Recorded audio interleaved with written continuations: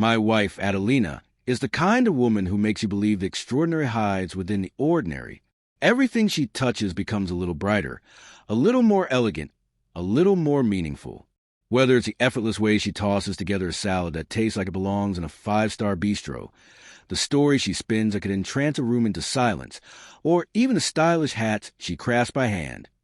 Every gesture reveals a flair that's purely hers. I often joke that if Coco Chanel had ever met Adelina, she might have hung up her pearls in admiration. Adelina is the perfect fusion of intellect and beauty, a rare combination that ensures she never fades into the background. She possesses a quiet charisma that effortlessly draws people toward her, colleagues, friends, strangers, even spouses of strangers. There's a softness to her flirtation that's harmless yet magnetic, a kindness that never feels performative. Every move she makes, every word she speaks, carries weight, intention, and grace. Her intelligence is precise, her elegance refined, and with these tools she accomplishes whatever she sets her mind to. To many, being married to such a woman would be a reason for envy. To me, it's simply a deep and humbling pride. Even her name, Adelina, seems carved from something luminous and rare. When we met, she was working as a specialist in an insurance firm, a quiet powerhouse of diligence for over 6 years. Her discipline and drive soon saw her rise, first managing the company's internal network development, and later being appointed as the head of regional sales. I often call her business affectionately because she excels at every arena she walks into, whether it's managing her team, keeping our home pristine, or nurturing the quiet, enduring rhythm of our relationship. When her company, Millennium Insurance, planned a quarterly report meeting combined with corporate celebration, Adelina couldn't excuse herself, despite her longing to stay home. As the head of sales, her presence wasn't just appreciated, it was required. She had a key role to play, handling both the formal presentations and the informal mingling afterward. The event was set at a lavish venue just outside the city, a hotel and restaurant complex equipped with a conference hall, banquet space, and accommodation for out-of-town attendees. Millennium had spared no expense in celebrating its top talent. On the day of the event, she asked me to drive her. When she stepped out of the house, she took my breath away. Her ash blonde hair was swept into a chic updo that softened her delicate features. A sleek black dress embraced her silhouette with understated allure, straddling the line between sophistication and seduction. Subtle lace-trimmed stockings, sharp stilettos, the light brush of makeup, and the faint fragrance of her favorite perfume completed the image. She was, as always, stunning. The venue itself shimmered with elegance, plush carpets underfoot, tasteful balloon arrangements floating above, and soft jazz playing as waiters glided between guests with trays of appetizers. Before I left, she gave me her signature kiss on the nose, a gesture of love that always grounded us, and reassured me she'd arranged a ride home. But midnight came and went. I waited, phone in hand, watching as message notifications confirmed that the party hadn't yet ended. Still, a growing unease crept into my thoughts. I told myself she was just exhausted and would come home soon. Eventually, I dozed off. 3 nights later, long after I'd shaken off the worry, I woke up in the quiet hours before dawn. The dim glow from the clock read 4:07 a.m. I turned toward Adelina, only to see her slipping under the covers beside me. Disoriented, I instinctively reached out, but froze.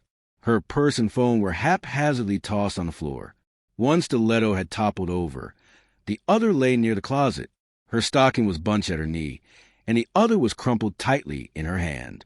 Her once perfect hair was a tangled mess in her dress. Well, it revealed far more than it should have. The most jarring detail? No undergarments. None. Not even the faintest trace of them.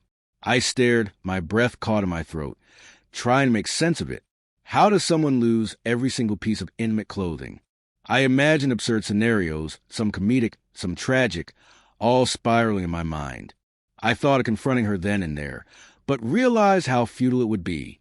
She was barely conscious, clearly in no state to answer difficult questions.